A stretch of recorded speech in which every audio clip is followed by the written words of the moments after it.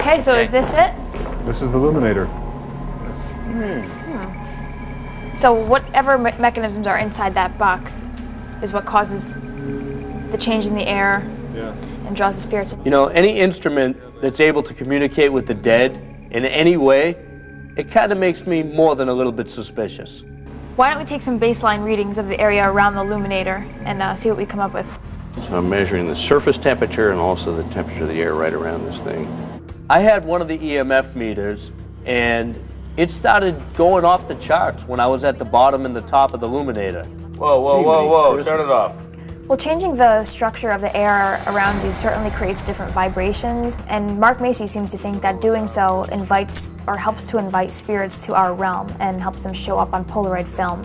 So what we did first was have Mark use his camera with our film. I need 4 of each, 4 Polaroid cameras and also 4 digital audio recorders. Sure. So that way we'd know any pictures that resulted from our session with the illuminator were of our own film stock.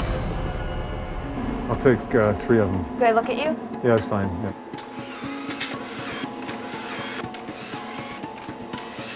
I was observing Mark very closely while he was taking all of the photographs. I'm pretty confident in saying that Mark did not show any kind of major camera shake at all.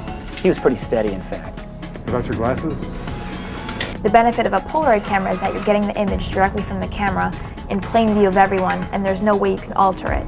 In some of the pictures of me, several of them had me very, very sharp and clear, while others in the same set were very fuzzy and almost showed anomalous images. And I'm just wondering why, how do you explain that?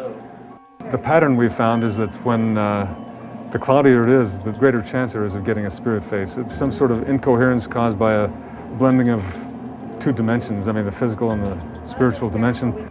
I have no explanation for that whatsoever. Mark, is it okay if I take your picture? Sure. So after a couple of rounds of Mark taking photos of the team, we wanted to turn the experiment around and sort of take on the role of Mark. On one version, we took photographs with a full flash. In another set, we took photographs using no flash at all, where the flash was completely covered by electric tape. What we found is some of the most unusual images that we got were from when we had no flash at all on the camera.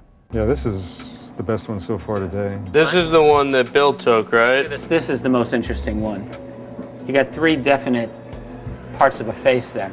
You know, all this time, everybody thought Rich was a strange one in the group, but the only person whose picture turned up abnormally was Debbie's. Sometimes it's like a blurry where it looks like my face is in motion, but there's 1 or 2 photographs where there's actually a separate whole face. It doesn't have the same features as me.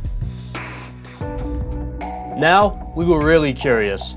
If the cameras that the team used were similar to Mark's, and we were still getting those ghostly images, then we had only one option left, to open it up and see if there was anything suspicious inside. We have screwdrivers, anyone?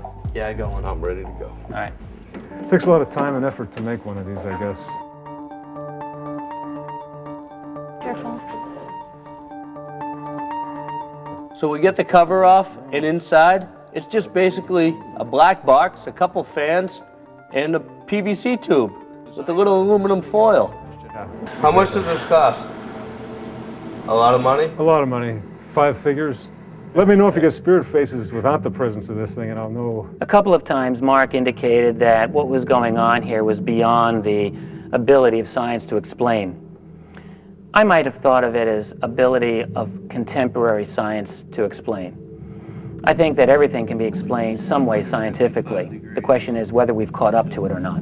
I mean, I took a look at those Polaroid photographs with my own eyes and bent them and sort of really inspected the film itself. There's no way they could have been altered.